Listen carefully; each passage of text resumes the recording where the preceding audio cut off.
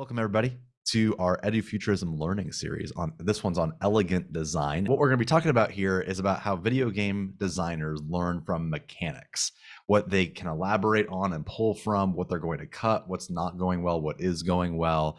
It's talking about how can we create a classroom that has a low floor, high ceiling, where there's enough things that it's interesting enough to learn in, but not so many things that it's too complex. And we're going to make the argument that most classrooms have way too many things going on, and we can simplify that in order to create more concrete, interesting classrooms to learn in. And we'll be talking about things like portfolios, certification processes, design thinking, conversation norming, a lot of different systems that go into school. This is our second to last of the Learning from Video Games series. There will be one more session on March 18th with Adrian Hahn. He's the author of You've Been Played, which is all about how gamification has kind of been integrated into our lives to the point that it's no longer actually assisting us. Instead, it's actually kind of forcing us to do things. Everything from like Amazon warehouse quote unquote games that you play to stay productive to class dojo in classrooms, and how that's really just making people chase points to be compliant as opposed to actually having fun to improve something.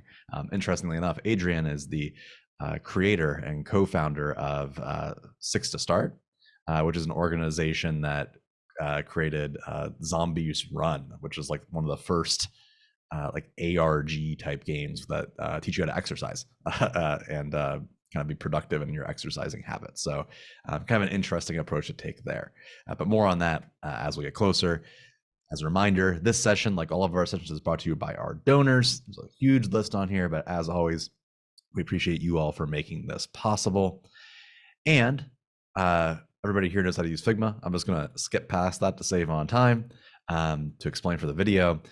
For semiotics, as a reminder, the reason why we are so obsessive about this content is that we're really looking at video games within a sphere of other semiotic domains or concepts that are related and connected to each other by their relative domain. For example, K-12 educators and higher educators can learn a lot from folks who are writers, from folks that are illustrators, from folks who are video game and board game designers. By understanding these other concepts like video game design, we become better teachers, because at the end of the day, it's all about teaching and learning. We're learning a lot by viewing things through another perspective, as opposed to just continually iterating on the same exact thing over and over again, which will have diminishing returns over time. So this concept is drawn directly from video game designers, textbooks on video game design, and other folks that we've connected with over the last few months.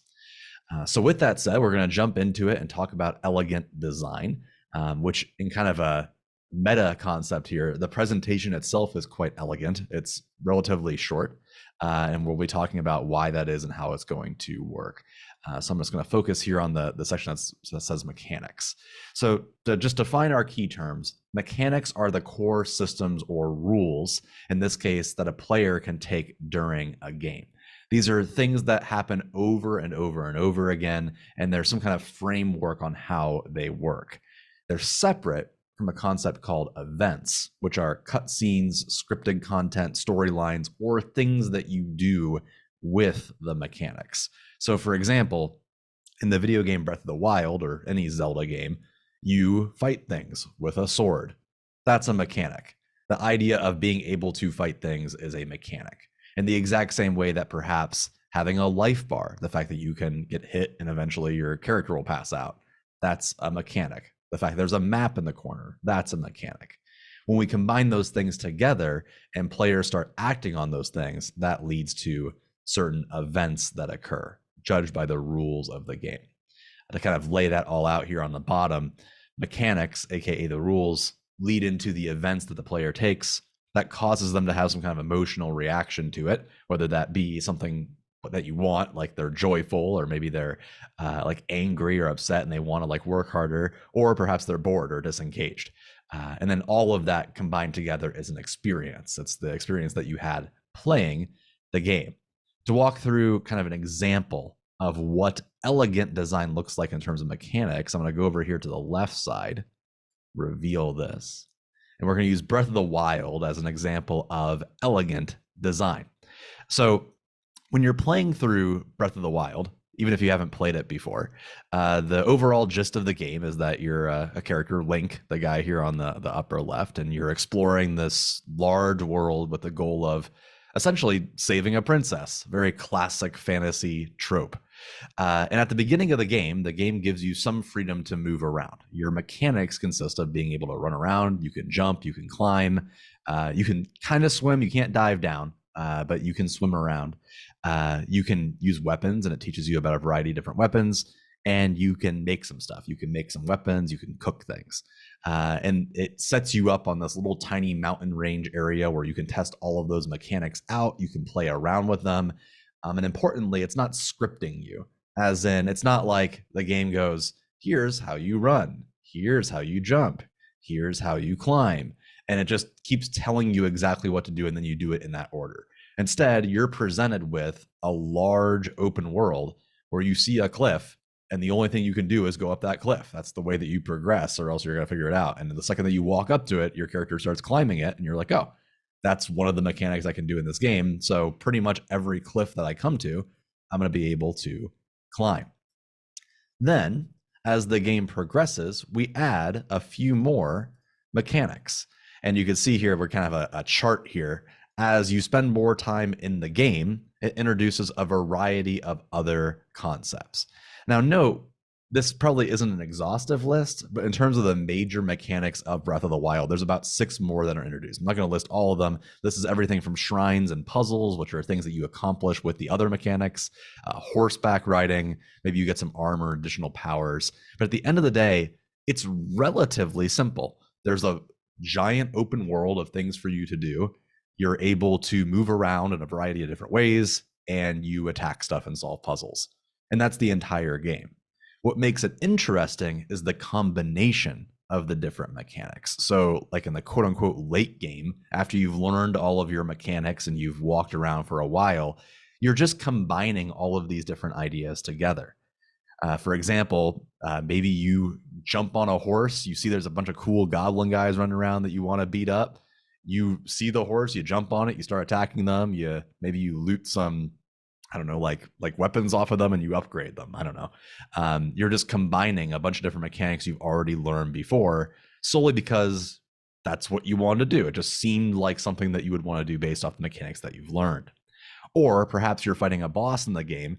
Each one of these bosses has attacks they use and specific strategies, but you can use any combination of these mechanics to make that work. There's not necessarily only one right way to beat them. Perhaps in terms of weapon mechanics, you're really a big fan of the boomerang. Well, you can use the boomerang on most of these bosses in a certain way. Or perhaps you get really obsessed with these Sheikah powers, which are things that like manifest bombs or stasis things of that nature. Maybe you want to beat them with just bombs. You can do that. Or you can combo them, et cetera, et cetera, et cetera. But really, at the end of the day, what makes this elegant design? Well, actually, I'll ask you all, why do you think this is elegant design instead of me just kind of walking through it?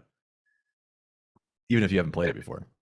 And feel free to put it on some stickies down there by that section as well, or you can chime in by voice.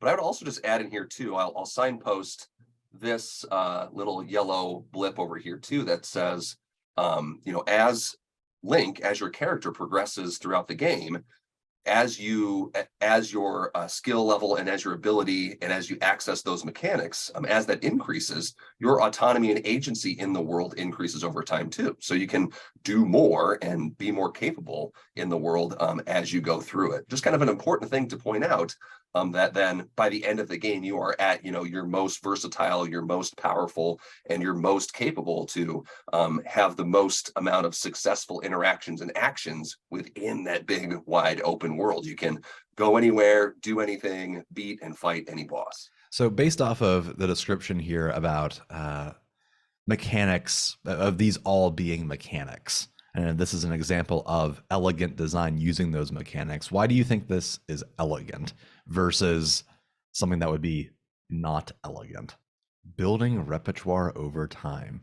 I need to know more about Taco Bell programming. So just to take a guess, just because I'm curious, is Taco Bell programming like the idea that it all uses the same ingredients in different ways? It is? That's so sick. Uh, or if you're like the Taco Bell in my town, you always make it a different way no matter what you order. It doesn't make any difference. You're always kind of like, it's whatever. Just winging it. Yeah, that's That is fascinating. such So a good way, right? Taco Bell is an example of elegant design in the food industry or fast food industry, probably. yeah, so that's a perfect description. The idea that one, you're not given everything under the kitchen sink at one time at the very beginning, because that would be overwhelming. If you're just told you can do all this stuff and then the game just lets you go, that you're probably gonna forget something. In fact, I was listening into the Butterscotch Shenanigans podcast as recommended by Nick. We had Seth Koster on the other week talking about tutorials and talking about like gamifying classrooms and gamifying school and gamifying games and all these different concepts. He kind of was all over the place in terms of talking about a variety of different concepts. But one of the things he brought up on the podcast recently was how they've been playtesting Crashlands 2. And in Crashlands 2, the two playtesters they had didn't use one of the major mechanics of the game. You're able to heal, and the characters just the players refuse to make their character heal for whatever reason. It's just like they're skipping over one of the solid mechanics that are being introduced. And even though they're telling them that it's possible, perhaps the player isn't being reminded enough that it is a possibility. There's a fine line to be walked between giving players the freedom to do whatever they want and not giving them enough guidance that they even realize that those concepts are possible. So figuring out how to design that is all on the designer. And something that I really liked about the gentleman on that podcast is they talked about how if a player doesn't use one of your mechanics in the game, it's not the player's fault, it's your fault as the designer. Because that means that you've done something wrong if the player doesn't feel like A, they don't know how to do it because they need to learn it from you, or B, it's not worth doing it. In which case that's a problem as a designer, because that means that mechanic either isn't fun or isn't beneficial or whatever it might be. So yes, exactly. The idea of building repertoire over time is a huge part of this. The second part, which again, I'm kind of improving off of my interpretation of Taco Bell programming.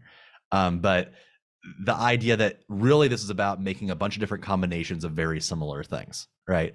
There isn't a new mechanic for every single concept that's introduced at every single point. There's a lot of games that do this, where you get to like a new stage or a new boss, and then in order to spice things up and make it better, the game will introduce an entire new mechanic. For example, a lot of Sonic games do this, where like you play Sonic, the whole game is about, you know, making your character run around loops and go like really fast, and then all of a sudden you fight a boss and it's like, now it's a twin stick shooter spacecraft game, and you fight stuff with a spacecraft, which is an entirely new thing, which can be interesting, but it's not necessarily elegant design, because you just spent a lot of time making a whole new system that the player isn't, you know, familiar with, and then they probably won't ever use it again.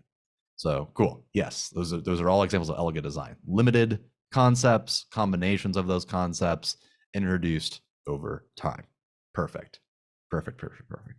So going over here to switch gears, let's talk about what this looks like in the classroom. So out of curiosity, before I reveal this, does anyone want to name an example potentially of what a mechanic might be at a classroom level? So if a mechanic in a Breath of the Wild context is like jumping, running, using weapons, crafting, solving puzzles, those are all examples of mechanics or rules or concepts. What would be a mechanic in a classroom environment? What would that even look like? Are we typing or just jumping in? Whatever you want to do. Okay, so a couple things spring to mind, but one that I think I'll stick with one that everyone involved in education will be familiar with. So let's do that. Let's think Bloom's taxonomy for a second. Yep. So when people view it a lot of times, Bloom's as ladder or as a pyramid, right? You have the bottom and your goal is to get to the top. When in reality, that's not really what it's designed. That's not what a taxonomy is. If we view each of those, stages as people often think of them, instead as a web or even a spiral, then we get something much more akin to the mechanics. It's not just about remembering something and then, okay, now we're never doing this again because we remembered already. Let's move on to, whatever level we're going to next. Instead, we're going to keep bringing this up. Okay, I remember, I recall this. Now I apply what I recalled, and it all connects. It's all intertwined. It's a web. And that I'm trying to be content neutral with it. That's why I just jump straight into Bloom's. Sure. And that's such a great example too, just because it's a simple matter of changing the framework of thinking about it, right? From thinking of it as a progression or as a ladder kind of locks us into ways of acting on Bloom's, right? As you're moving from then one kind of verbiage into another, right? As a competing sets of skills or I guess supposedly cumulative sets of skills, but changing that into being more like a spiral or a looping or some of those things just changes our framework, and then theoretically also changes the way that we act on those frameworks too. For sure. Yeah. What would be, just so it fits really well into what I'm about to reveal here, what would be an example of a specific thing that you would do in your course that you might do more than one time? I'm thinking about like what you learn in like teacher training school is like, hey, this is a way that you can engage kids. You could do this, and you keep doing it over and over. I feel like you're fishing for a specific one, and I'm going to miss it every time. Well, name anything. Yeah. I don't know. Reading. You read in a lot of classes. Thank you. Yes, that's perfect. I'll do reading. Nice. Independent reading. Sure. Well, I'm gonna narrow it down even further. Independent reading. That's also an example of mechanic. So a mechanic can be both a concept, like a philosophical concept like Bloom's, and all the things that fit into that. It can also be a tangible like thing, like an actual practice that happens over and over. In this example, I have two on here. One would be reading, like class read alouds. That could be an example for like younger kids, especially because you do that, I would anticipate at least once a week, if not more. There's some kind of class read aloud in elementary school. It happens over and over and over again. Or not necessarily the most engaging practice ever, but it's something that you see in almost every classroom is guided notes, maybe at like a higher level there, guided note taking. Those are all examples of mechanics. They're something that you do over and over again. They're formulaic in some way, shape, or form. People kind of know the protocol for it. Like for guided notes, kids tend to always sit in the same spot in the same room. They might not be assigned that spot, but it's just like, that's what you do. That's just part of the formula of that situation. So what we're going to do now is we're going to make the master list here. We're going to spend quite a long time on this and consider what are all of the mechanics that you see in a typical classroom. For this, I'm going to say typical because the folks that are joining us, I think, are all relatively progressive and probably don't necessarily do all of these things. But I'm going to treat this like it's my first or second year teaching, where I did most of these concepts. And what you want to consider is we're going to add a post-it note for each one because it's going to matter in the next part here. We're going to add a post-it note for each one. Consider what the mechanic would be based off of what we just spoke about and when it would be introduced. So is this something that you would do early on in the school year, like over here on the left, like in the first few weeks of the class? Would this be something that you introduce super late? Which, like, if this is like in a school year, would it be something that you introduce towards the end of the school year, etc.? I'm going to put on like 10 minutes, and feel free to ask questions here to interrupt, because I could do this like all day.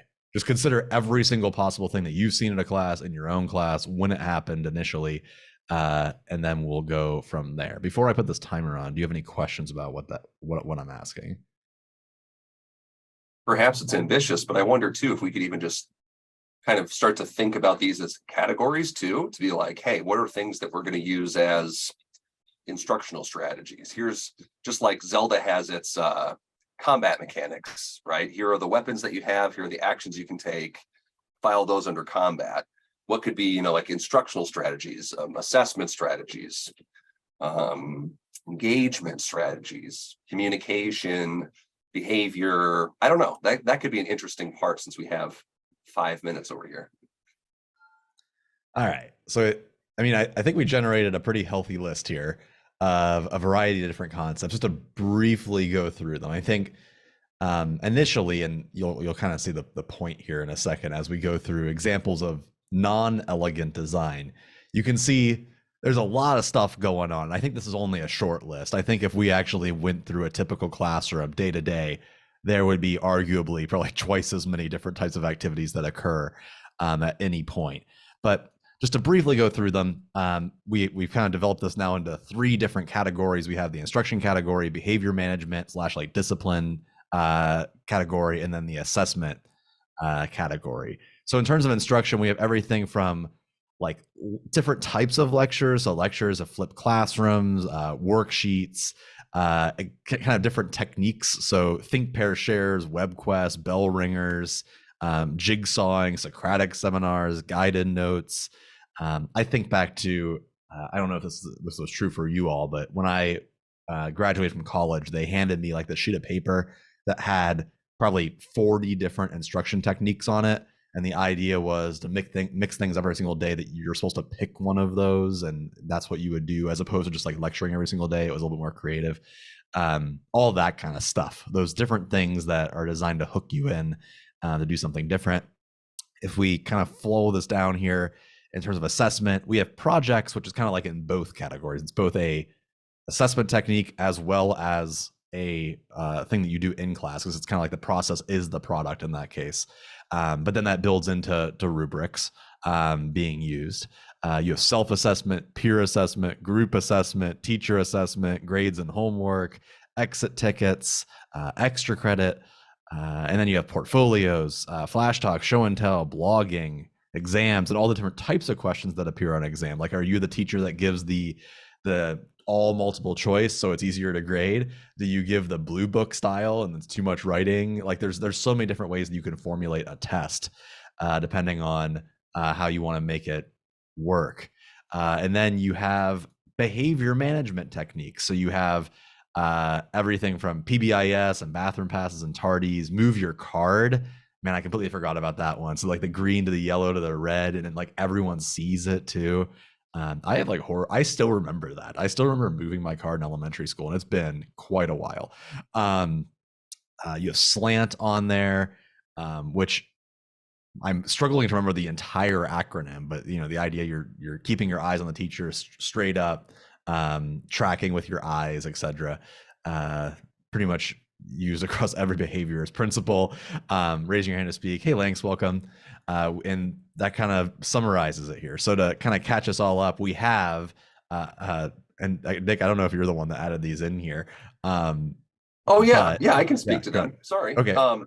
Yeah, they're just, I just wanted to drop some signposts for myself, so I kind of remembered to talk about it. And I put, you can probably see I stamped about 14 stars around that same question of how does learner autonomy and agency increase over time?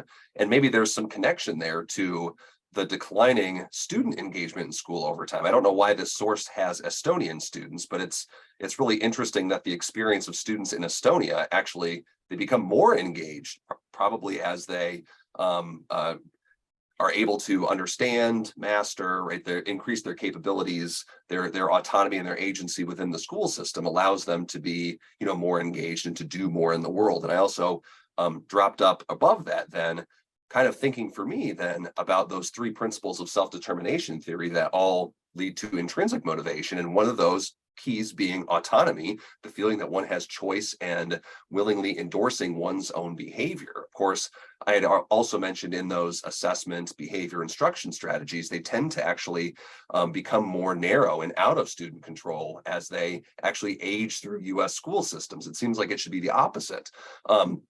And then competence too. I think there's a lot of mixed signals that we send to students by not allowing them to make decisions, by continuing to use, I guess, harmful or damaging assessment methods and grading methods, you know, that communicate messages that are harmful to student motivation and engagement about their competence, right? And then the relatedness factor too, kind of doesn't necessarily factor into a lot of these, but I think could be a way that we could refocus on that relatedness piece, the need to feel connected and belongingness with others. What mechanics in here actually allow for that connect to those frameworks that support ways of being, ways of thinking, ways of doing, and motivational theories that aren't just behaviorists, that aren't just meeting the needs of the school system or of a particular discipline. The last thing I'll kind of say here, I made some comments down in the bottom left-hand corner, saying that I think like I have a daughter in elementary school.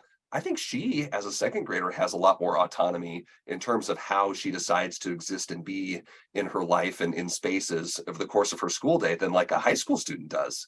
Right? They don't have a bell schedule in second grade. They have a lot more open choice time, stations, reading, all those things. And of course, just being with the same group of students throughout all of the content with the same teacher allows for, autonomy, competence, relatedness. Fewer mechanics, you do a lot more with them. And it's not until we get into the disciplinary silos of middle and high school where I think that really becomes a big factor. And I mentioned on there too, I imagine that high school students experience a dozen mechanics in the course of their school day. And I think that contributes a lot to maybe burnout,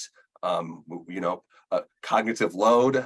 If you're trying to balance what 6, 7, 8 different content teachers are going to be walking you through in a given day, you're having to manage a lot of different rules and mechanics and behaviors. So it'd be kind of cool, I think, if what if you went into your district or your building or even like your subject area and just narrowed it down to a few mechanics that we think are like the most important, that we can focus on, that reinforce each other in elegant ways. What Chris had mentioned earlier, talking about that Bloom's taxonomy, thinking of it less of a ladder and more perhaps of a spiral. I think those things could contribute to learner autonomy and agency without impinging on teacher autonomy. I don't want to standardize mechanics. Let's just decide on a list of some. Oh, and I was just kidding. One more thing. The last thing, I think, if we were just to compare this over on the left-hand side to the list of mechanics that Zelda has as an open world video game, you can kind of see just how much more simple these mechanics really are, and how it allows the participant, the player, to be able to use them in new and innovative ways over the course of their experience. So they actually can, perform incredible combinations. They can unlock a whole new world of crafting mechanics by unlocking new ingredients, by killing newer enemies. They can go places that they've never gone before. They can do all these things, and that just makes you want to play the game more. So I imagine in Zelda, your autonomy and agency increases over time, and you play that game for hundreds of hours, right, for over a number of years. Yet on the right-hand side of the screen, we can see that for high school students, their engagement, autonomy, and agency actually declines as they age through the system. It should be the opposite. Yeah. And speaking to that even further, it's interesting to note that if you think about your own experience in school, or if you're teaching perhaps like a co-teacher's experience, kids are going through different systems of mechanics per class, whether that be every 45 minutes, 90 minutes, whatever it might be. And every single interpretation of each one of these mechanics is different for every single teacher. For example, does your class grade categorically? Like, is 20% of your grade worth a homework grade in one class, and your homework isn't worth anything in another class? Maybe you don't have homework in another class. And managing all of those different systems of mechanics across each one of your classes is in and of itself part of the cognitive load. It's one thing to learn all of the content, but then you also have to learn how do you work within that system. Speaking as someone who has failed classes because I just never did the homework, even though and I let's think too.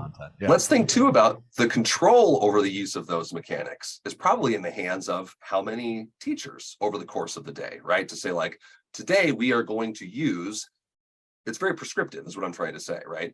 We're going to use this mechanic to achieve this goal, and here it is, go. And I'm going to, manage your time and your behavior with these other kinds of mechanics too. So yeah, the control over those mechanics is in the hands of how many teachers over the course of the day. That's got to contribute to burnout.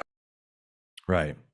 So with that said, we're kind of getting the gist of it here, and Link says in the chat, it's interesting that autonomy decreases as the stakes increase.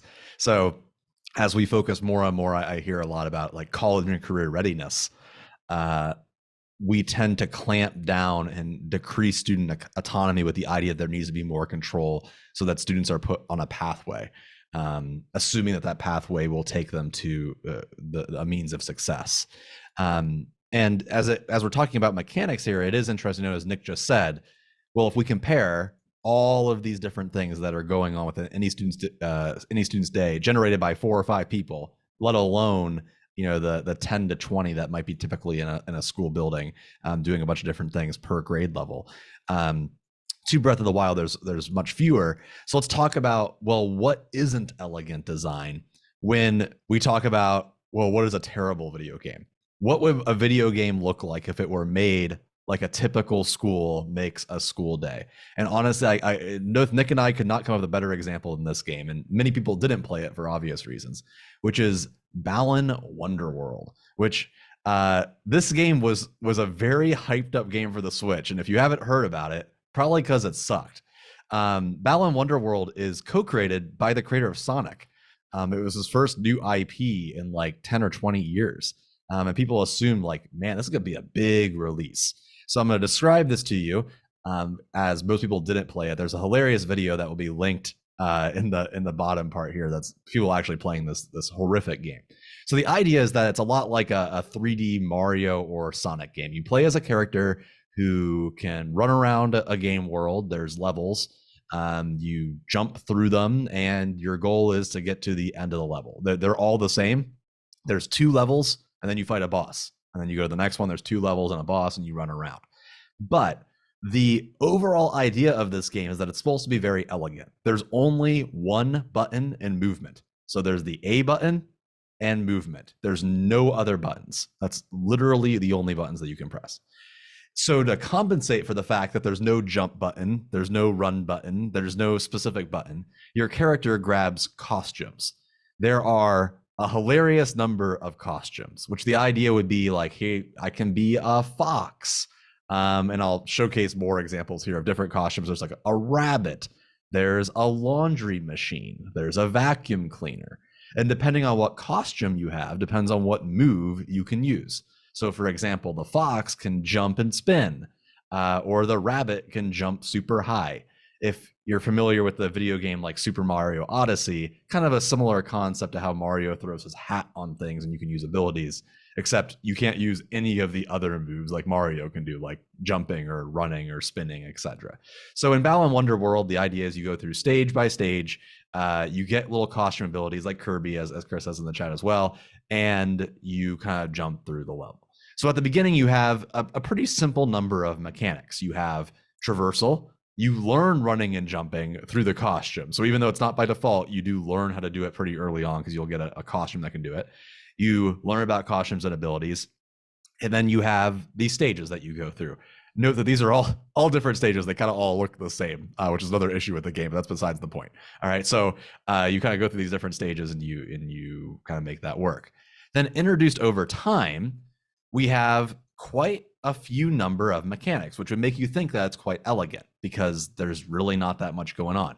You get more costumes, you unlock more stages, so really just continuing these two. There's this random thing called Balan's Bout, which I don't really know if I need to get into. It's a quick time or like cutscene style event. It's the same thing in every level. You just kind of do it. There's no point to it. You get a trophy for doing it. And then there's this concept called Tims, which is what this picture is, I believe, here on the right. Tims are, I don't even really know how to describe this. They are weird circular. A collectible, basically. Yeah, they're like collectible, like Furby type things. Yeah. As you collect them, they appear in like the stage select screen, and they build a giant like Rube Goldberg-esque machine that makes more Tims. And the more Tims you have, the bigger the tower gets, and they reproduce and make even more Tims. They just do it on their own. It doesn't, there's literally no point to this, FYI. It doesn't integrate with anything else. There's just a tower being built in between the levels. And that's the Tim. It's kind of hard to explain this game because like half of the stuff doesn't, like Balan's Bout doesn't actually matter. The Tims don't really matter. Really, at the end of the day, the late game is you get better costumes so they can do more things. and you beat the levels. And here's a picture of some of the different ridiculous outfits you get, all again that only have one button. Some of them just supersede other ones. So like you unlock a character that can fly, so like you don't need the jumping costume anymore. And I should note that like the costume unlocks aren't permanent, so it's not like you're swapping between old costumes you've unlocked. You can have 3 costumes at a time, and it's just the most 3 that you've unlocked. So like that fox outfit here that you unlocked at the beginning of the game, you're probably never going to see that after the first level, because they're not going to give you the fox outfit again. You're just going to keep going through different levels and unlocking different costumes. So right, so like with Zelda, where Link and his traversal ability is like infinite. Anything that you see in the world, you can get access to, right? Unless you hit the extreme ranges of the map, and there's some impassable things there. But with Balan's Wonderworld, since you don't even have a jump button, you have to have a costume that has a jump capacity. So you can hit a point in the level that requires you to just jump over a ledge. But if your costume does not have the ability to jump, you'll have to either find another costume or switch between the costumes to the one that has the jump feature just to get over that ledge, and then switch to another costume that has, they all have kind of conflicting, competing interests. And there are some hilarious videos of people just trying to navigate, to traverse the worlds using these costumes, many of which you don't even have control over their powers. They just trigger randomly. And so you'll get a random trigger on something that actually caused you to die, or to be stuck or be lost somewhere, because you don't have a lot of control over what the costume does. It's the opposite. It's inelegant design. Yeah, so in terms of like what you do, so again, you get more costumes, you fight bosses at the end of every single stage. So that's, I mean, it's kind of cool. They look neat. This is a screenshot here of Balan's Bout, which again is a quick time event. If you're not familiar with what that is, that means that like buttons appear on the screen and you hit the button when it pops up. Interestingly enough, in Balan's Wonderworld, it's always the exact same quick time event. So there's like 2 of these per level, and it's always the same buttons at the same times. And again, this is just for like an achievement, like an added benefit. It doesn't get you anything. And then again, you're building a tower. Here's a late game Tower of Tims. You can see this person has collected and reproduced over 21,000 Tims, which just kind of exists. You can actually see in the background here, like here's level 7, here's level 4 back here, level 1. It's just the stage selection screen that you walk through. So that's it. Like that's the end of it. My quote when Nick and I were planning this is that the Tower of Tims is the PBIS of video games. It's like extra like little points you're getting for doing well, and they ultimately mean nothing. That was my deep cut quote. So without really us explaining it, I'm just curious your initial thoughts why this might be inelegant design. Because at first glance, this seems like elegant design because there's not a lot going on. There's one button and you walk around. So you would think this would be super elegant because it is what it is. But can anyone take a venture on why this is not elegant design and why everyone kind of hated this game? And you can either put that in the chat or speak it or drop it on a sticky note on the page. Any of those 3 modalities is great.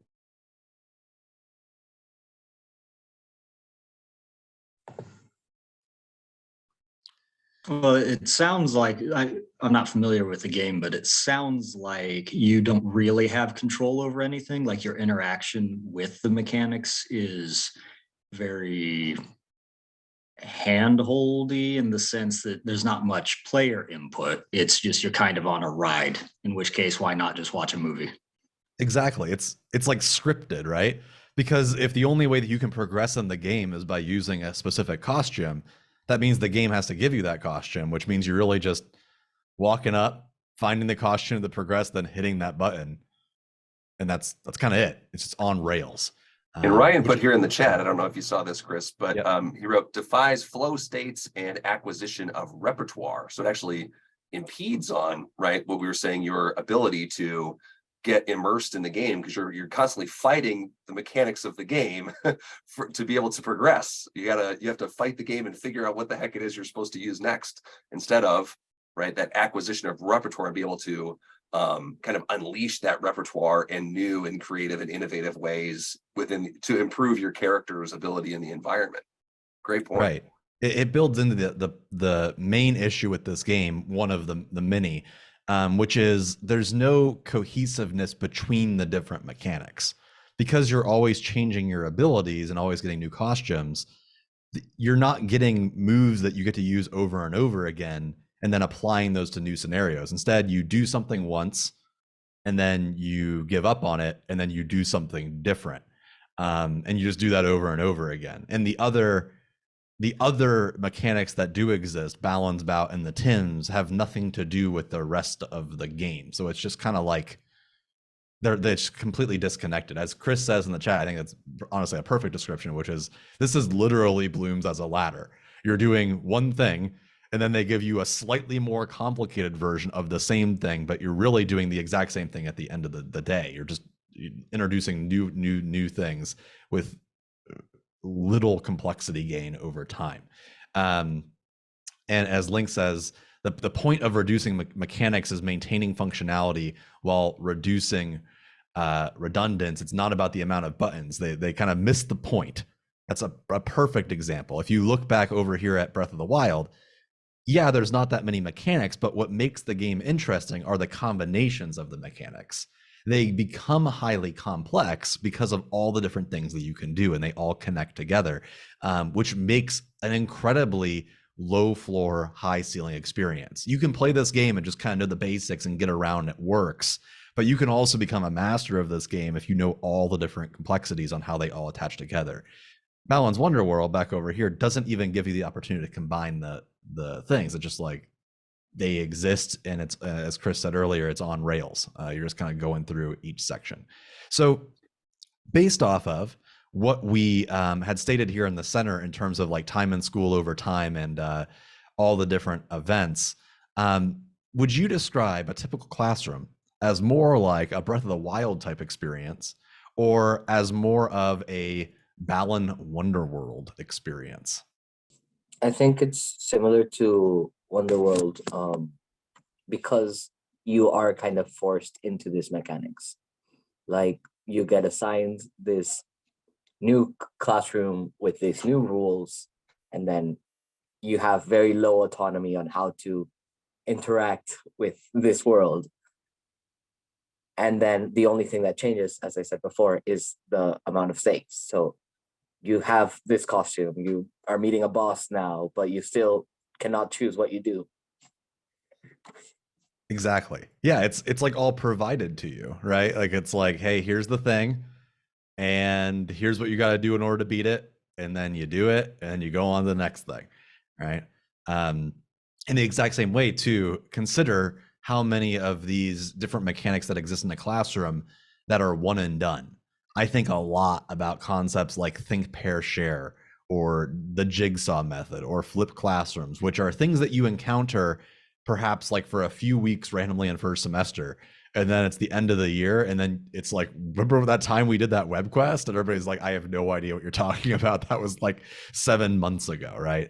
We're not reusing mechanics as they're and making combinations of them as you see over here in Breath of the Wild. Instead, it's just like, that's just a costume, right? This is like one of those, like, I feel like big brain moments where this makes no sense out of the context of this presentation, but there's a really interesting point to be made about the connections between Balan Wonderworld and classroom design.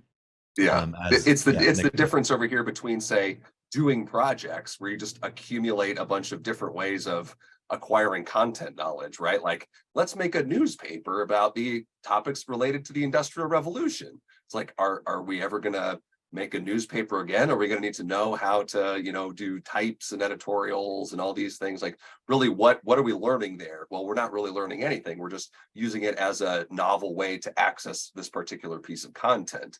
Whereas the PBL, right, you have a streamlined, elegant mechanics, ways of thinking, lenses, toolboxes, frameworks that actually let you go ask and answer and do inquiry in really interesting ways. So it really is like, on the one hand, Balan's Wonderworld is really like the doing projects part. You're acquiring the costumes, and you kind of use those to explore this environment, but you're not really sure why. It doesn't really work particularly well. But at the end, you have a bunch of shiny, fancy costumes, but you're not really sure what it is that you experience. But Zelda Breath of the Wild is really more like the PBL approach, or the inquiry-based approach, where you're given this awesome world, and it says, hey, go explore this. Here are the tools and the the frameworks and the actions that you can take within this world. Let's learn how to use those things together. And then again, your character, your learner, your player can become more competent, more have more affordances within that learning environment, to the point where nothing is off limits. There's no challenge that's too great.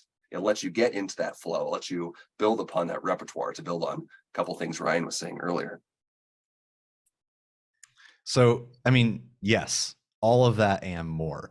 And I think what's interesting about all of this is noting how, if you were doing this either individually or as a classroom teacher, the implications for what that means on how you could implement and change your practice. And I should add here that Ryan writes that classrooms are more like Balan Wonderworld. There's low autonomy, low intrinsic motivation, and mechanics that get in the way of flow states, right? There's constant interruptions. So in the few minutes that we have left, as opposed to just doing this like as a group, just to save ourselves on time and so we can get to the kind of summary here, something to consider is how much could you prune this above kind of graphic here in order to make the fewest number of mechanics that you could have combinations between them to still make them relatively interesting, while not making so few mechanics that your classroom is dull and the exact same thing over and over again. To provide an example, perhaps what that looks like, I'll just kind of walk through what that looks like in my own design class back in the day. It's quite literally, there's practice assignments, there's no grades, they build into the project. So like, here's what we're gonna do, we decide on it together. Okay, let's figure out how to do that. So we do a few practice things. We then do a project, which again is just built off of those things. And then there's a feedback workshop where it's ungraded. So the kids are just discussing with me what to improve on. We work on it together. They're still working on the project, and all of these things just build in together. Honestly, some of the simplest ways to make an elegant design is just eliminating all the stuff that's in the way. For example, do you really need bathroom passes? Do you really need homework? Do you really need any kind of PBIS incentive? Do you really need like all of these different like assignment styles? I, as an adult, I think about this in terms of presentations. Do you really need the breakout rooms? Does anyone like breakout rooms? Yes, it mixes up like just talking for a straight 60 minutes, but like I am out. The second that the breakout room happens, I'm turning off the camera. I'm walking away for 15 minutes because it's pointless. So it's really about like, what can I cut in order to make things a lot simpler? And typically the more authentic you make the work and the more autonomy you give students, the more they just kind of decide what those mechanics are going to be in their own learning. And you're just providing a framework for them to move around it. And it's interesting. Yeah, it's interesting because oftentimes the addition of mechanics then requires the addition of further mechanics to resolve the tensions and the problems that introducing new mechanics is supposed to solve, right? So say with bathroom passes, okay, you get 3 per semester. Well, okay, what happens if students need more than that? Well, then I have to develop some kind of reward and punishment system then that incentivizes, yeah, exactly, this 3-strike rule, where then you get a lunch detention. Well, what if this happens? Well, then you have another branch of mechanics that you have to resolve in case this other thing there too, or what happens if this? So all the while, you're not teaching students to actually say, hey, how can you just listen to your body? What can a simple mechanic be that's like a sign out system that meets my need to know, right, as an educator and as the person who's supposed to be responsible for your physical safety, where you're at in the building at any given time. So yeah, I have no problem with you leaving. Just sign out on the sign out sheet so I know in an emergency where you're at. Come by in a timely manner, let me know if there's anything else, any other help or assistance that you need otherwise. And, then that just takes care of it itself. It reinforces those relationships, and, it prevents the need to add additional mechanics to resolve further edge cases further down the line. Right. It's the reason why the D&D DM book is like 400 pages long, which at the end of the day, if you've ever played D&D, I'm just speaking to what Chris said in chat, you know that most DMs don't follow those rules, and they just subjectively do whatever they feel like makes the most sense. And to make that connection to teaching, like, I think a lot of folks would go like, well, if I don't have a bathroom pass system, what do I do if a kid is abusing it, like, and just they're leaving for 30 minutes every single day? Well, the answer is just talk to the kid and then figure out how to solve it with them. Like, if it's like maybe they're making TikToks in the bathroom, which, I mean, I had to deal with that. You talk to them about why we can't do that. And then you make your own, behavior management or whatever you want to call it decision with the kid. Some kids might need a little bit more structure where you need to talk to like a family member. You need to talk to them about like what that is. Some kids have something else going on where they need to figure out that issue, and we'll talk to them about that. It's genuinely all about just subjective different interpretations for every single individual, because the moment that you attempt to make it objective, then you have situations where, like, if that kid has something going on, even if it's something as simple, and not to be like gross, but maybe they have a little bathroom issue going on, right? And they're gone for 30 minutes every single day. Well, that's going to be super embarrassing if they're starting to get like lunchroom detentions for that. And there's a lot of issues about that. Is it something that will make the game or classroom experience better for all, as Links adds in the chat, when it comes to our simplifying our mechanics?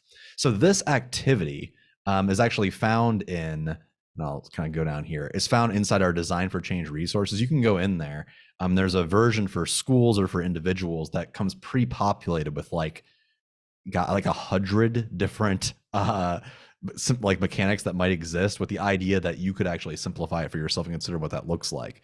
Because I know even for me, I always felt like I had to add new things in because everyone else was adding new things into their classroom. But I don't necessarily think that's the case. The YouTube video goes through this concept in a lot more detail.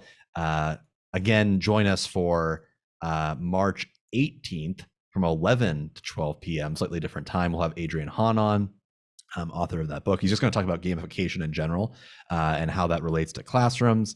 We also have a variety of different books on here and videos. I would highly recommend these two videos. They're honestly both so funny and so good.